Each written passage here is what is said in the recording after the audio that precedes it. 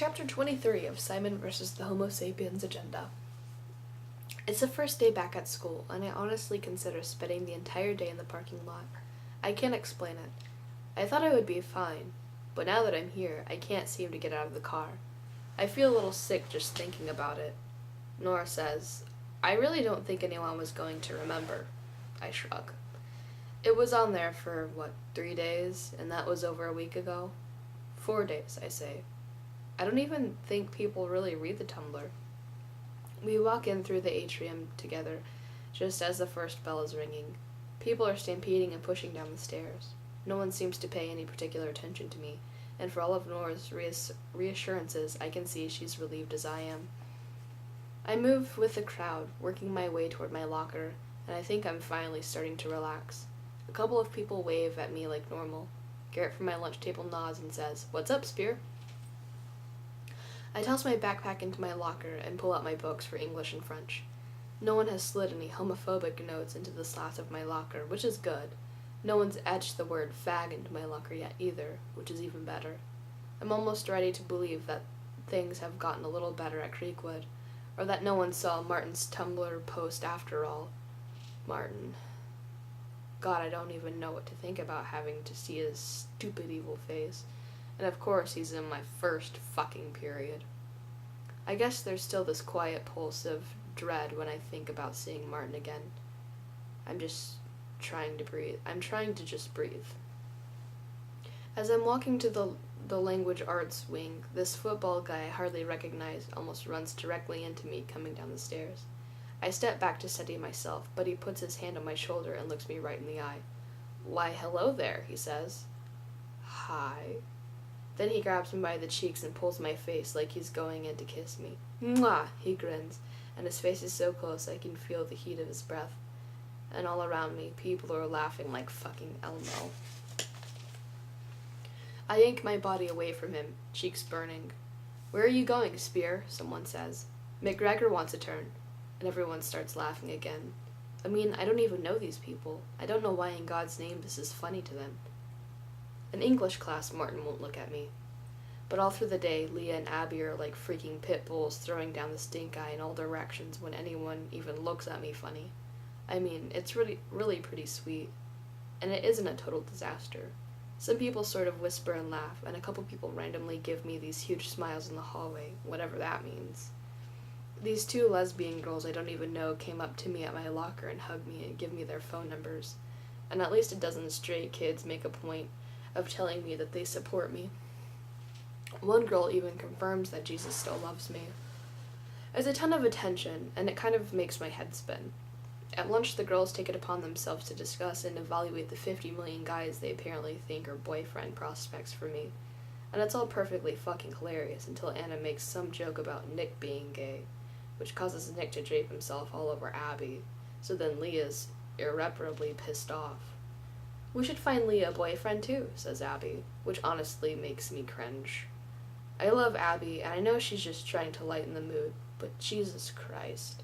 There are times when she manages to say the exact opposite of the right thing. "No fucking thank you, Abby," Leah says in this sickening pleasant tone, except her eyes are like crackling fireballs of rage. She stands up abruptly, pushing her chair in without a word. As soon as she leaves, Garrett looks at Bram, and Bram bites his lip, which I'm pretty sure is straight dude code for Bram likes Leah. And I don't know why, but it pisses me the fuck off. "If you like her, just ask her out," I say to Bram, and he immediately starts blushing. I don't even know. I'm just so sick of straight people who can't get their shit together. Somehow, I manage to survive until rehearsal. It's the first day without scripts, and we jump right into running some of the big group scenes. There's an accompanist at rehearsal now, and some people are really focused and energized. I guess it's just dawned on everyone that opening night is less than a month. But partway through the pickpocket song, Martin suddenly stops singing. And then Abby says, "You're fucking kidding me." And everyone is quiet for a minute, looking at each other. Looking everywhere but at me. For a minute, I'm confused, but then I follow Abby's gaze to the back of the auditorium, and there's this pair of random dudes in front of the double helixes who look a little familiar. I think they were in my health class last year. One of them is wearing a hoodie and fake glasses and a skirt over his khakis, and they're both holding giant poster board signs. The first guy's sign says, "How you doing, Simon?" And the guy in the skirt says, what, in the butt?" The guys are grinding and some other people peek through the doorway laughing. This one girl laughs so hard she's clutching her stomach, and someone says, "Stop, y'all, oh my god, y'all are so bad," but she's laughing too. It's strange, I'm not even blushing. I feel like I'm watching this happen from a million miles away. Then suddenly, Taylor freaking Metternich, of all people, runs down the steps at the side stage and down the aisle of the auditorium, and Abby is right behind her. "Aw, shit," says the guy in the skirt, and the other guy giggles, and then they haul ass out of the auditorium, letting the door slam shut. Taylor and Abby burst through behind them, and there's this huge commotion of yelling and footsteps. Miss Albright runs after them, and the rest of us just kind of stand there.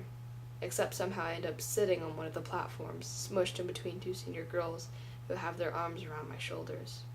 I catch a glimpse of Martin, and it looks like he's been crumpled. His hands are covering his face. A few minutes later, Abby bursts back through the door, followed by Miss Albright, who has her arm around Taylor, and Taylor is splotchy and flushed like she's been crying. I watch as Miss Albright guides Taylor to the front row, lets her sit next to Cal, and then kneels down in front of them for a minute to talk to them. Abby walks straight back up the stairs to me, shaking her head. "People suck," she says. I nod slowly. I honestly thought Taylor was going to hit one of those guys. Taylor Metternich. Seriously. Almost hitting some guy. "You're kidding me." "No, really," Abby says. "I almost did too." "Good," says one of the senior girls, Brianna. I look briefly at Taylor. She's leaning back in her chair with her eyes closed, just breathing. But she didn't hit him, right? I don't want her to get in trouble because of me. "Oh my gosh, don't even say that. None of this is your fault, Simon," Abby says. "Those guys are douchebags." "They can't get away with that," says Brianna. "Don't we have a zero-tolerance policy?" But Creekwood's zero-tolerance policy is enforced about as strictly as the freaking dress code. "Don't worry," says Abby. "They're sitting in Miss Knight's office right now. I think their mommies are getting called." And sure enough, moments later, Miss Albright gathers everyone in a circle on the stage. "So I'm sorry you guys had to see that." She's looking at me especially. "It was beyond disrespectful and inappropriate, and I want you to know that I take this extremely seriously." She pauses for a moment, and I look at her, and I realize that Miss Albright is absolutely livid. "So unfortunately, we're going to have to end here for the day so I can deal with this. I know this is unexpected, and I apologize to all of you. We'll pick back up tomorrow." Then she walks over to me and squats down in front of my platform. "You okay, Simon?" I feel myself blush a little bit. "I'm fine." "Okay, well," she says quietly, "just know that those assholes are getting suspended. I'm not even kidding. I will make it my hill to die on." Abby, Brianna, and I just stare at her. It's the first time I've ever heard a teacher cuss. So Abby's stuck at school until the late bus leaves, and I feel really terrible about that. I don't know, it just feels like all of this is a little bit my fault. But Abby tells me not to be ridiculous, and that she can kill the time by watching the soccer tryouts. "I'll come with you," I say. "Simon, seriously, go home and relax." "But what if I want to heckle Nick?" She can't argue with that. We cut through the science hallway and down the back stairs toward the music room, where there appears to be some pretty badass drum and guitar business going on behind closed doors. They almost sound professional, except the vocals are strange and random, like the lower part of a harmony. Abby dances to the drum beat for a minute as we pass, then we bust out the side door near the soccer fields. It's really freaking chilly out, and I have no idea how these soccer kids are surviving with their shorts and bare legs. The girls are on the close field, and it's dozens of ponytails in motion. We walk past them to get to the boys, who are running around orange cones and kicking soccer balls back and forth to each other.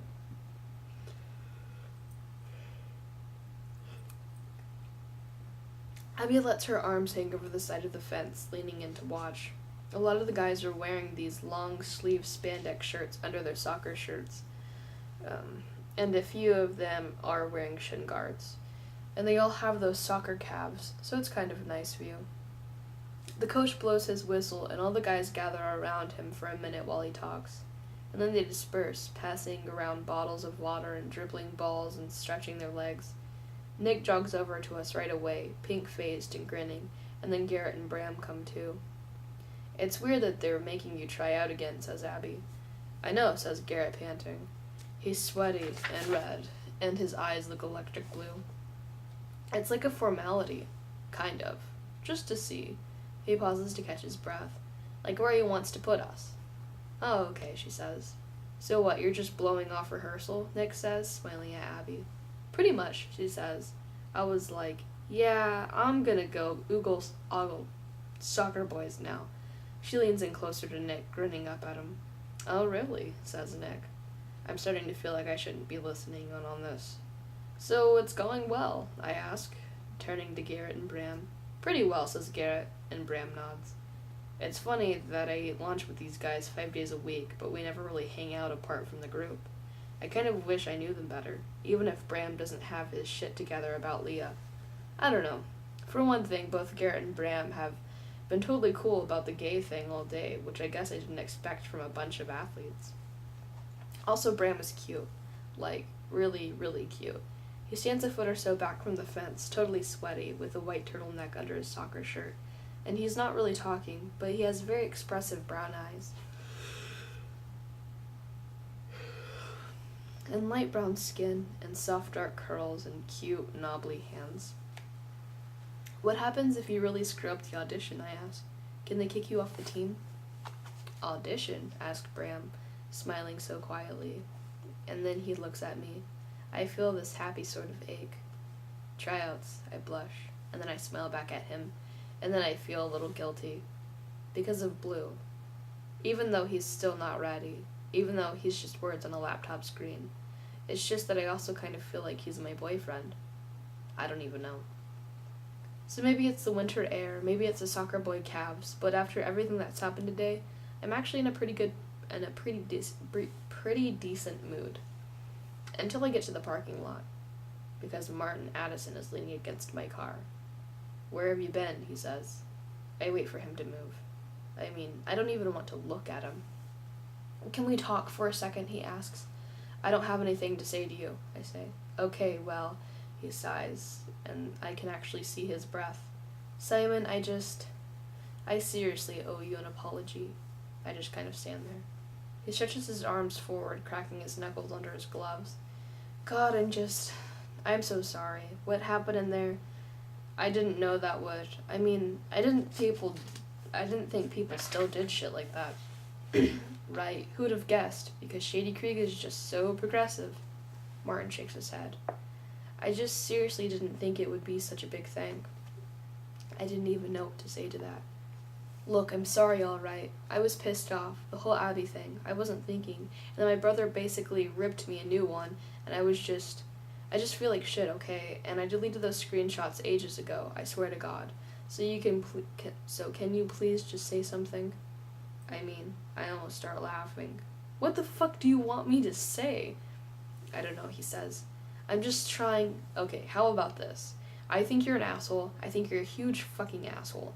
You don't even have to pretend you didn't know this would happen.